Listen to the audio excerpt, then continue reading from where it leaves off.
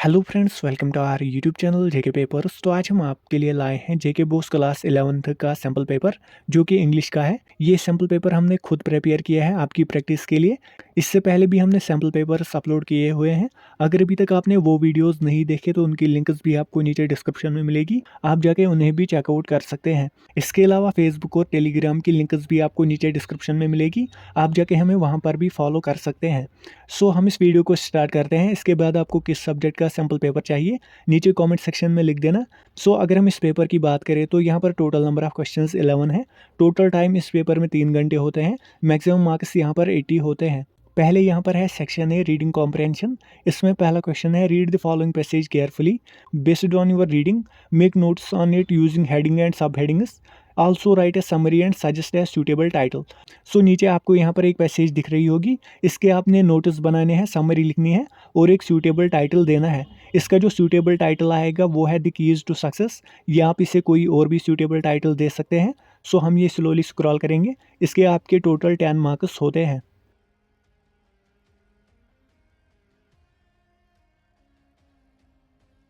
उसके बाद question number 2 है read the following passage carefully and answer the objective type questions that follow. So यहाँ पर हर एक ऑब्जेक्टिव का आपका एक एक मार्क होता है।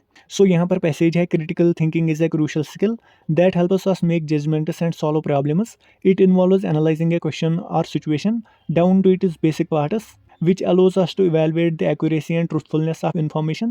We use critical thinking every day, whether we are deciding which product to buy or evaluating the credibility of a statement. In an academic setting, critical thinking becomes even more important as we analyze information and consider multiple perspectives. By asking questions and considering the source and quality of information, we can sharpen our critical thinking skills and become better learners. Reading comprehension worksheets are a great way to develop critical thinking skills. These worksheets are designed to elicit the use of deductive reasoning, logical inference, and an understanding of scope. They require students to think critically and draw inferences from the text. The worksheets are available for students of all ages and ability levels. Another resource for developing critical thinking skills is the Critical Thinking Comprehension series. This series includes short, fun activities that help students identify and evaluate text and evidence. The activities are ideal for class discussion and independent work. The focus is on the skills needed to fully comprehend written information. This series covers a wide range of topics, including animals, science, and history. By engaging with these activities, students can improve their critical thinking abilities and become better readers. So ये थी passage. अब इसी के related यहाँ पर questions हैं। पहला part है according to the text what are some examples of situations where critical thinking is used. इसका आंसर आएगा option D, both A and सी।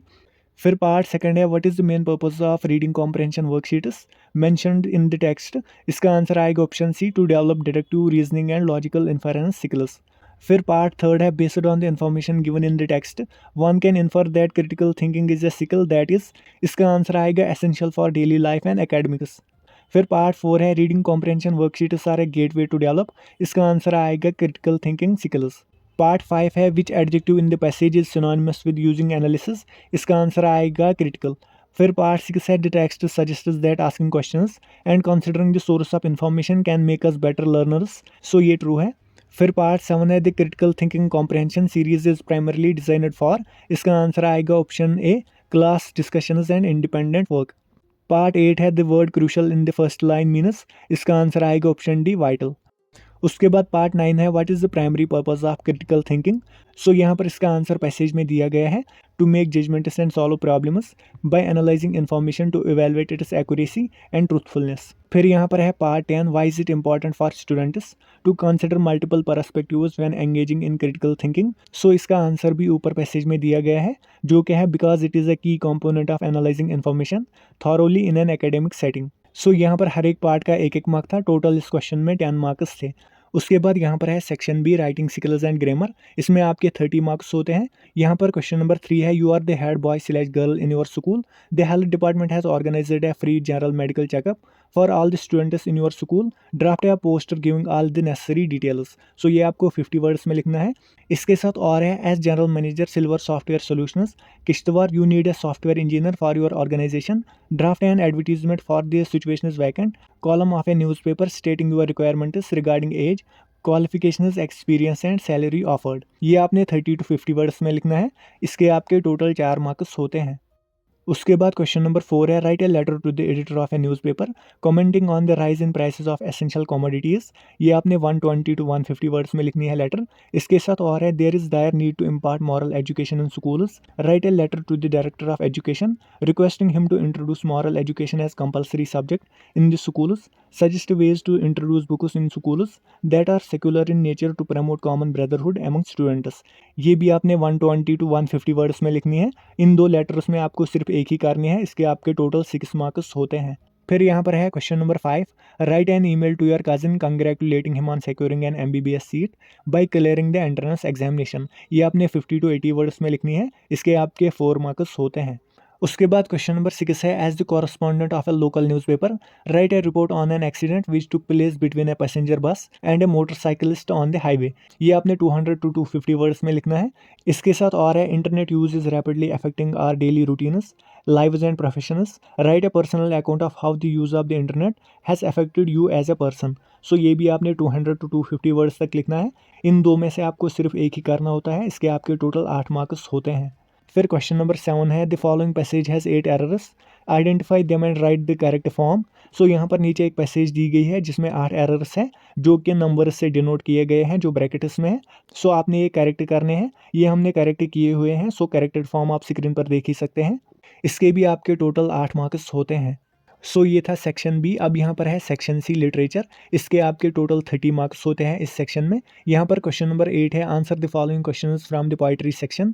सो यहाँ पर पार्ट ए है, read the extract given below and answer the questions. So यहाँ पर है, and who are thou said I to the soft falling showers which strange to tell give me an answer as here translated, I am the poem of earth said the voice of the rain, eternal I rise impalpable out of the land and the bottomless sea।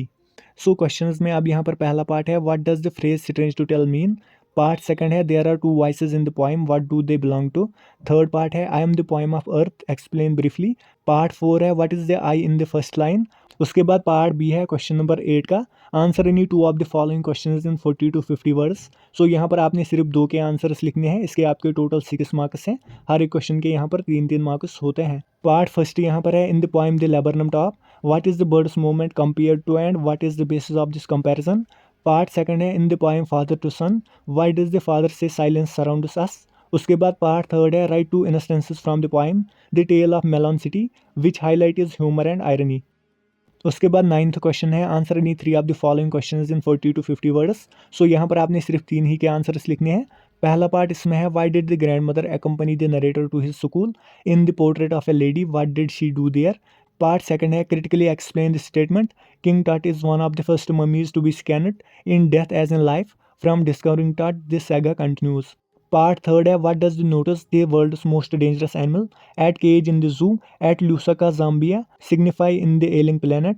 उसके बाद part 4 है, in the adventure why do you think professor Gaitonde decided never to preside over meeting this again. Part 5 है, in the ailing planet how have the earth's principal biological systems been depleted.